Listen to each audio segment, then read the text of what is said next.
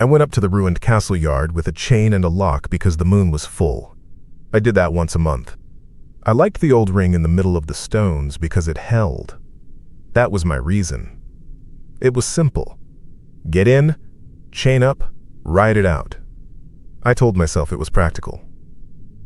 The archway into the courtyard had no door, just 2 broken pillars and a latch that never worked right.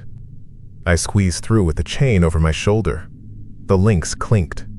It echoed around, up into the arches where the roof used to be. The air felt cold even before the night pulled tight. I saw right away someone had been there. I don't say that lightly. I saw marks in the dirt. Circles. Chalk. Not chalk dust. Thick lines and little angles, like someone's school project but wrong. Candle stubs stuck in the cracks. One still had a low orange tip, like when you blow and it tries to live. I didn't touch it. I told myself I had drawn them last time. I hadn't. I never did that. I used the ring and the chain, and that's it. There were footprints by the old well, where the stones bow in. I walked closer and bent and pressed one with my thumb. The dirt sprang back soft. Fresh. A boot tread I didn't own. I said, "Hello?" It was quiet. The quiet sounded like someone else breathing. That's stupid. It was wind. I crossed to the ring.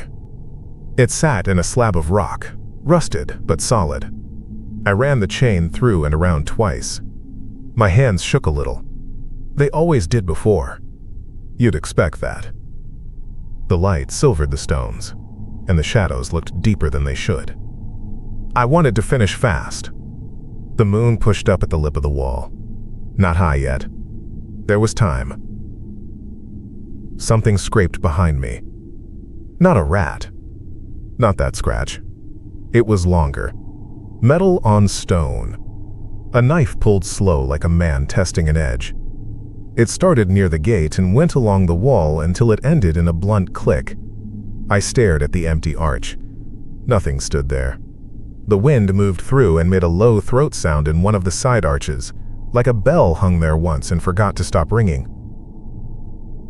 I said, "Who's there?" I didn't shout. My voice sounded small and dumb in the open. I looked again at the chalk circles. They weren't right. They crossed the center in thin white lines and ran out to the corners. Little looping marks inside. Not any letters I knew. I didn't know any letters like that. One of the candle stubs guttered like a sick thing and then steadied. I smelled tallow. It made bile come up, and I swallowed it back. The gate gave a small thump. I walked to it and pushed, and the hinge, or the little remnant of it, shifted and pinched. It didn't swing. I set the chain down and went at it with both hands. It had never jammed that way. It had. Sometimes it did in winter. This was not winter. I put my shoulder to the stone, and it scraped a little and then stuck harder. I heard the chain links move behind me when I wasn't touching them. Or I turned and they settled from me dropping them. I can't say. I wasn't careful. I stood in the arch and peered past it. The path down was just black bushes and a broken bit of wall. No lanterns. No lights. I should have gone earlier. I didn't. That was on me. I told myself to breathe and keep it boring. Chain. Lock. Done.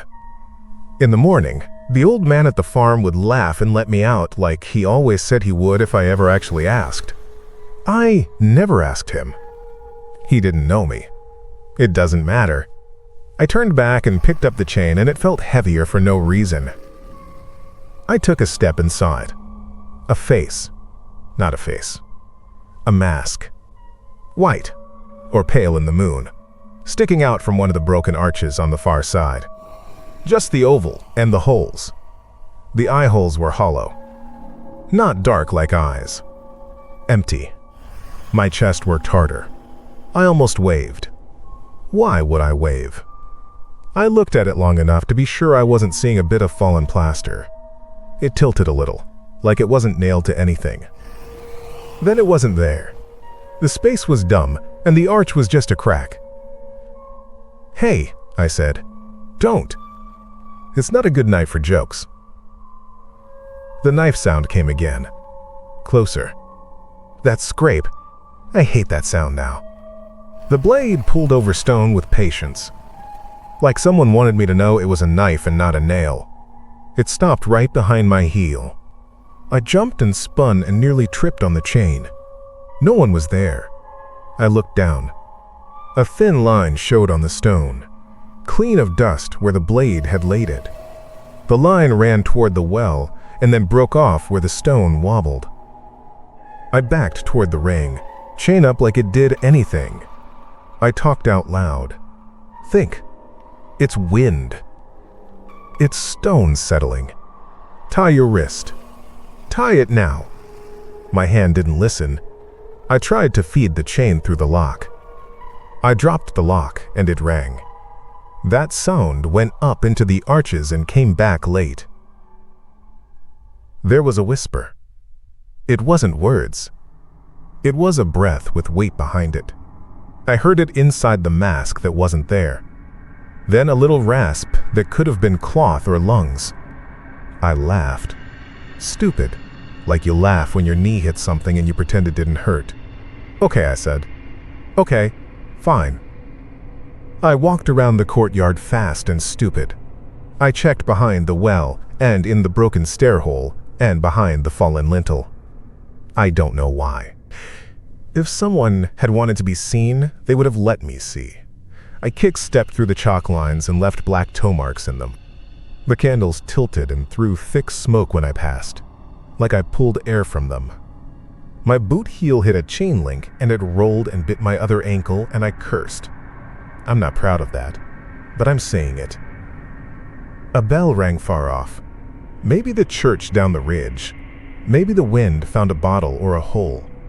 It rang once and then again, but softer, like the second wasn't there if you didn't want it. I wanted it there. The moon was halfway up the wall. My palms started to itch. I knew that feeling. It meant I was almost out of time. I said, "You have to show yourself now." I can't. I can't deal with both. A shape crossed the arch on the left. Not a full person.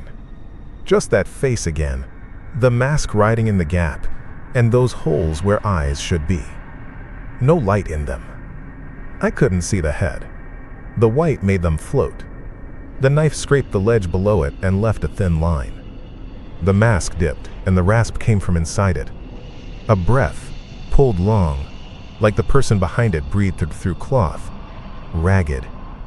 A little wet. I walked backward until my cold hand hit the ring. I fumbled the chain around my wrist. I looped it twice and pulled it tight. The lock kept sliding, my fingers clumsy and fat. I tried to force the bar in. It slipped again. I swore, and my voice cracked. The knife sound came from the other side now. I looked, and there it was, the mask again, under the broken arch opposite, just where the wall had crumbled. I couldn't see feet. Just the mask hanging where a face would be, watching with empty holes.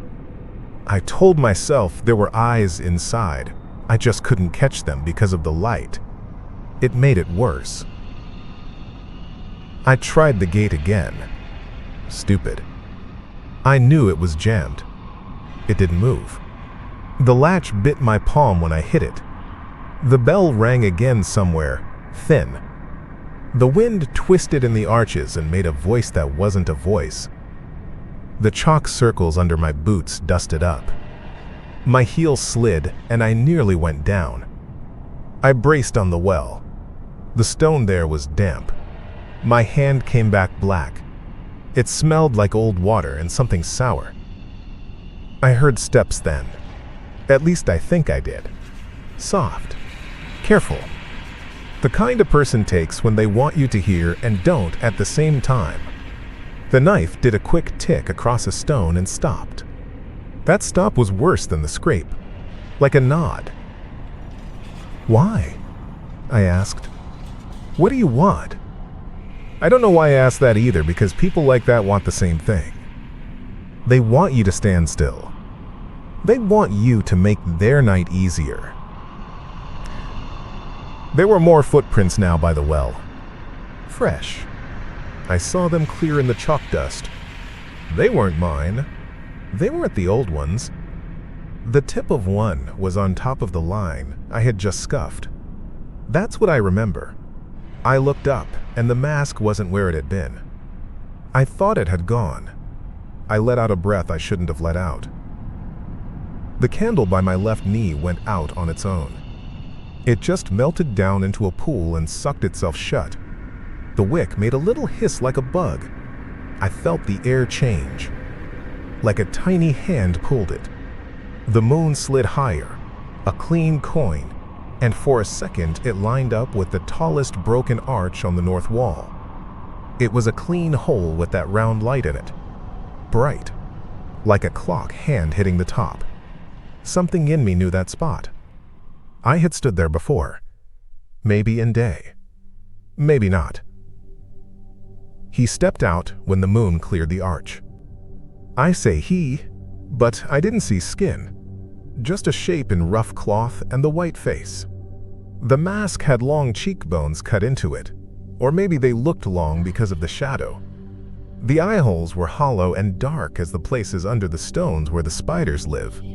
He dragged the knife along the wall as he came. Once. Just once. A good hard line you could hear deep. The sound went right through me and made my teeth ache. He stomped on the chalk lines like he knew where they were. He breathed in the mask. It rasped, deep and soft, like sickness. He lifted the knife a little, not all the way. He didn't run. I thought about running past him, but there wasn't a past him. It felt like there was only him and the ring and the moon and the sound of my blood. I didn't want him to cut me while I was me. I wanted to be locked. I said, "Not now." It sounded like a joke, and it wasn't one.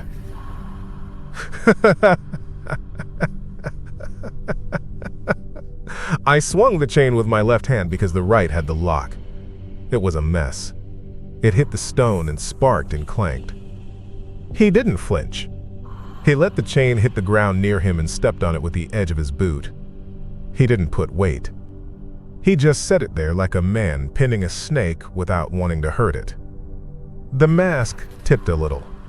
I swear the holes were looking at me. That's how my head said it. That the holes were the thing and they weren't empty anymore. Maybe I'm making that up. The change came fast because the moon was all the way up and the light hit me square. It's never the same twice for me. Sometimes it feels slow and hot and like bone taking a breath. That night it snapped. A hard pop in my wrists, a low crack in my back that knocked air out of me. My skin pulled tight and I felt my teeth ride into a place they're not supposed to be. I grabbed the lock and it bit into my palm. The chain link slipped and cut me, or I cut it. I don't know. The knife glinted and made that small sound on the stone again. Just a tick, and he shifted closer. I said, "Don't," or I think I did. Maybe I just meant to. The rasp in the mask got louder like he was excited by my spit on the ground. He lifted the knife to my face and drew it down the rock to make a mark next to my head. Slow. It was a little game, I guess. It got my head all the way hot in a way that isn't mine. After that, it's bright and broken. I don't remember all the steps in order. The chain got around my forearm and then around his boot, and then the ring screamed because something pulled it wrong. The knife nicked my side, a small hot line that reminded me I had a shape. The mask was very close to my nose and the holes were holes, and I looked for eyes and didn't find any, and that drove me crazy. I felt fur, or thought I did. I felt my nails give and then catch. My jaw moved in a way it's not meant to, like I was yawning, but the yawn had teeth. He said something from inside the mask. It wasn't a word, just air and spit and heat. The bell rang again, or maybe it was a howl. That's gross to tell you. It's worse to say it could have been me. There was a fight, if you call it that. It didn't last long. It wasn't clever. I went forward and he went back, and then we were both on the ground and the candles tipped. I heard the knife tick when it hit a rock and bounce once and come to a rest near my ear. The sound it made when it settled is the one I keep hearing. That tiny metal sound like a clock no one else can hear. I pushed into something that crunched. Maybe a rib. It could have been a rock under a boot. My mouth filled with a taste like pennies and old wool. I spit and there were white bits stuck to my tongue. I hate that part. There was cloth in my teeth. There was a hand on my face, gloved, and then there wasn't. He made a high, wet sound inside the mask, and that rasp got small and far away. I think I laughed. Or I barked. Either one. My eyes saw the moon past the arch, and then saw nothing, and then saw everything too sharp. At some point, I found myself on my knees by the ring. The chain was around my left wrist like I wanted. The lock was closed. I don't know who closed it. Maybe I did it when I still had human fingers. Maybe he thought it was part of his game. There was warmth on my chest going cold. I heard the bell one last time, and I think it was wind. When I came down or came back, or when the fast part stopped, it was still night. The courtyard lay flat and mean and quiet. The chalk circles were smeared. The candle stubs were dead and stinking. The knife lay a foot from my knee, blade up, ticking against a pebble whenever the chain twitched, a stupid, tiny sound. The mask was on the stones by the, well, face up.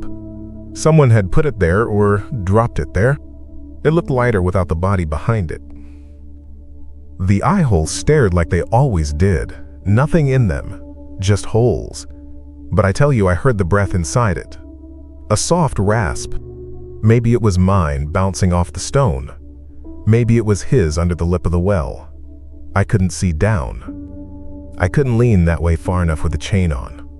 I didn't try hard. I sat very still and listened and tried not to think about why the ring was wet. I waited for the moon to hurry up. It didn't. I stared at the mask until my eyes watered. I closed them and I still saw the holes. The knife ticked when the chain settled. The rasp went on, slow. I think it did. It might have been the wind in the arches, or a bell, or nothing. I stayed there until the sky paled, and even then I kept waiting, as if something else had to step out from the broken arch. Nothing did. I don't remember how I got loose. I don't remember leaving. I remember the mask on the stones and that breathing inside it that maybe wasn't there at all. And the knife, ticking, like it knew time better than me. I'm not saying it did. I'm just telling you what I heard.